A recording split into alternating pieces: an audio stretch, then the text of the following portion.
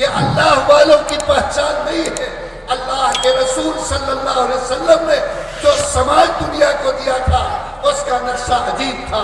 آج جا کر پڑھو اور اس روایت کو دیکھو کہ جب ایک صحابی نبی کے پاس آیا اور کہا کہ اللہ کے رسول میرا چچا زاد بھائی میدان میں گیا، پلٹ کر نہیں آیا، میں یہ چاہتا ہوں کہ ہاتھ میں پانی کا کٹورا لے لوں اور جا کر اپنے بھائی کو میدان جنگ میں تلاش کروں تاکہ اگر وہ پیاسا مل جائے تو میں ان کو پانی پلا دوں۔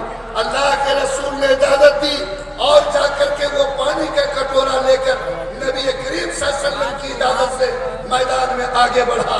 تھوڑی دور چلا تو ان کا چچا زاد بھائی زخم کھا کر پڑا ہوا تھا، ان کی نظر کٹورے پر پڑی تو منہ سے نکلا پانی، تو اس اللہ کے بندے نے اپنے چچا زاد بھائی کو منہ کے قریب پانی کا کٹورا لگایا، قریب تھا کہ وہ پیتا، ہو سکتا ہے اس کی جان بچ جاتی۔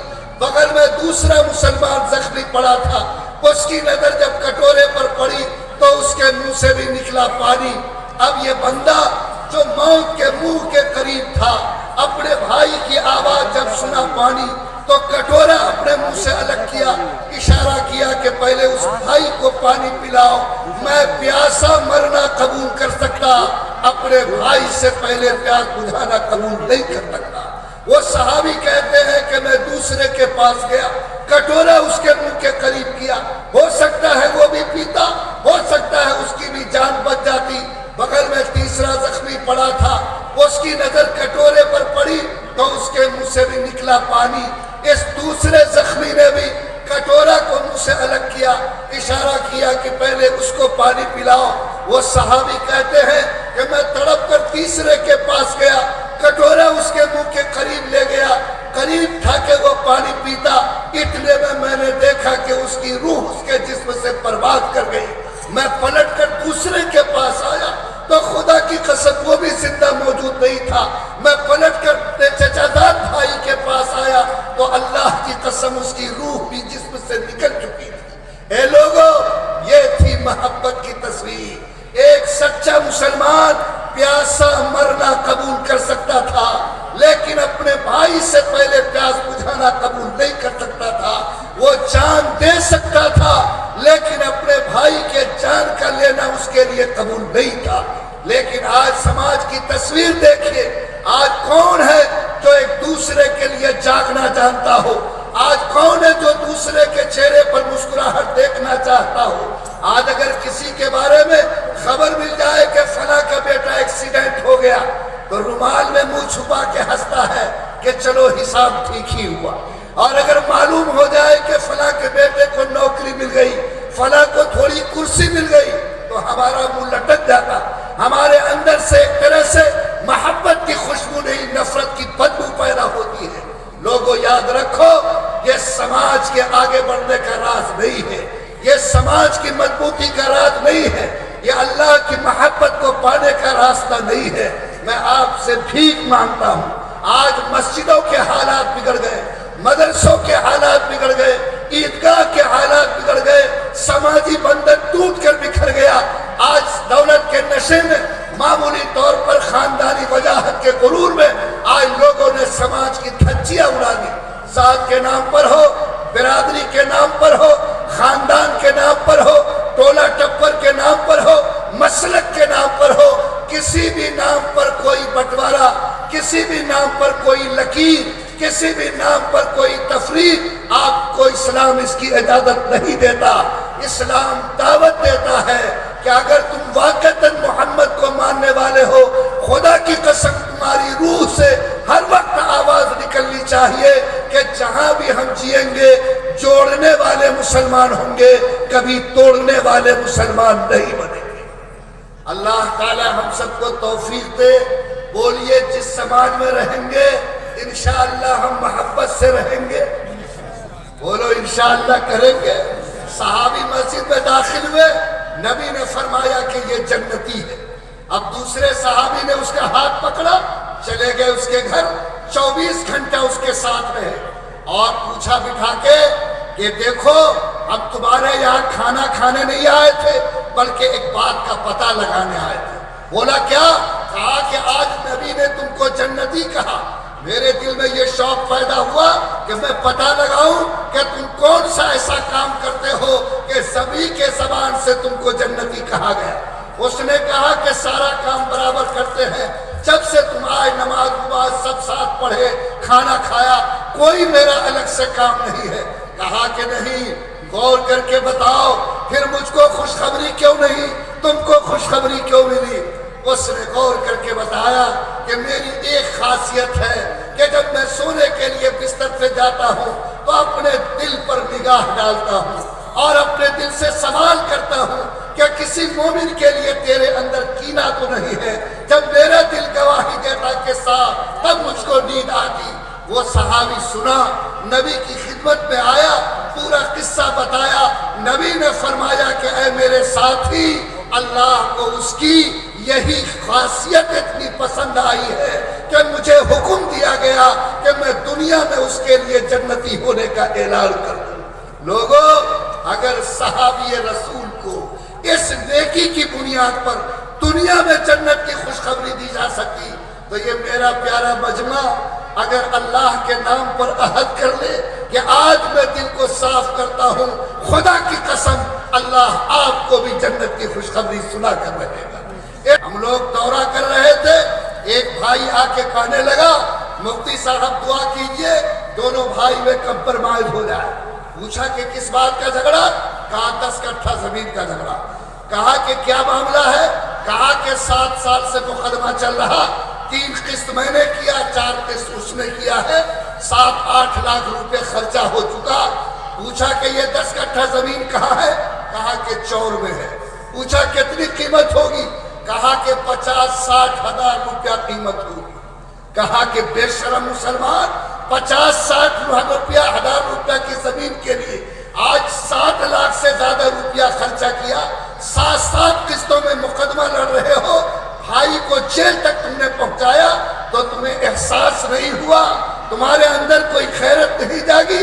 تو کہنے لگا مفتی صاحب معاف کیجئے، جھگڑا زمین کا نہیں، جھگڑا موچ کا ہے، موچ کا۔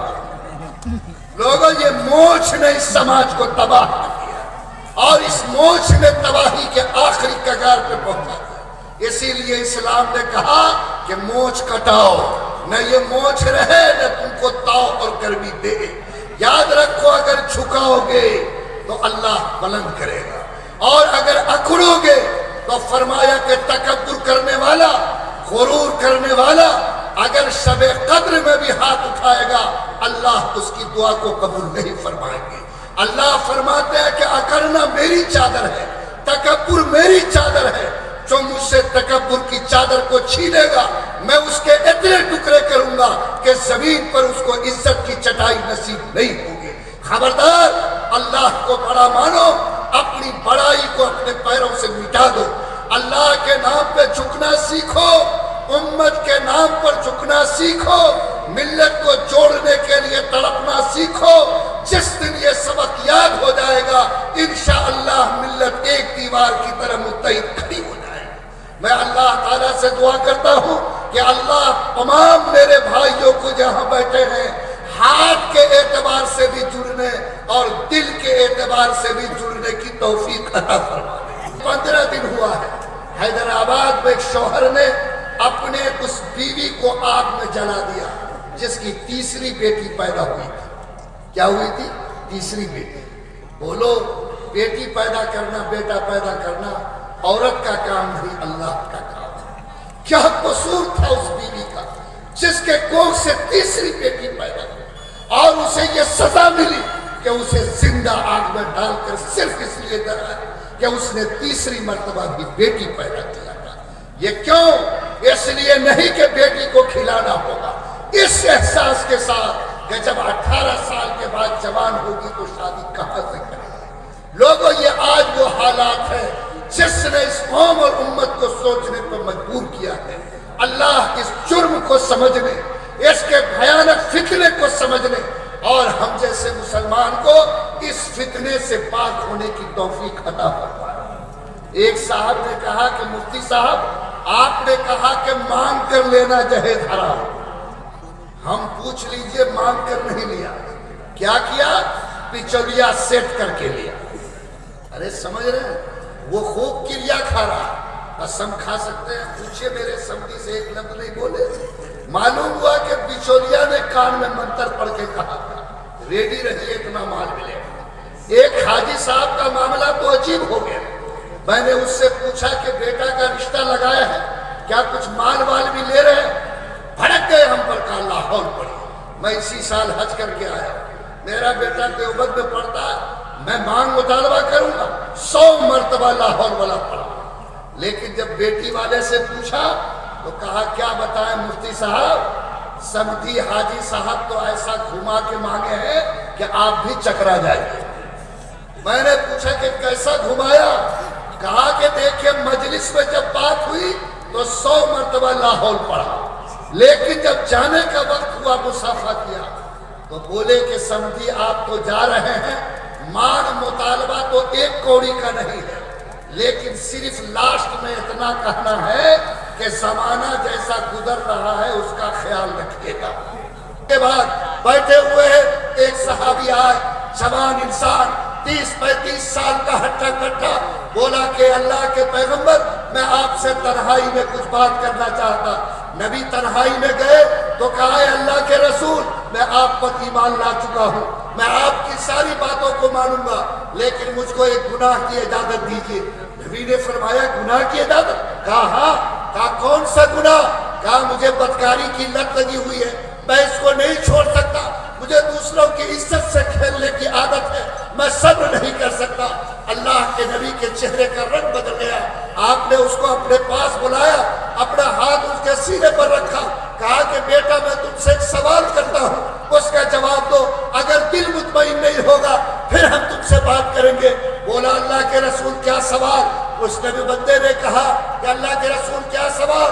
نبی نے فرمایا کہ بتاؤ، ایک عورت تمہارے سامنے آئے جو سر سے لے کر پیر تک پردے میں ہو، تم اس کی عزت لوٹنا چاہو، چہرہ کھولے تو وہ تمہاری ماں ہو، بتاؤ تمہارا احساس کیا ہوگا؟ وہ نوجوان تڑپ گیا.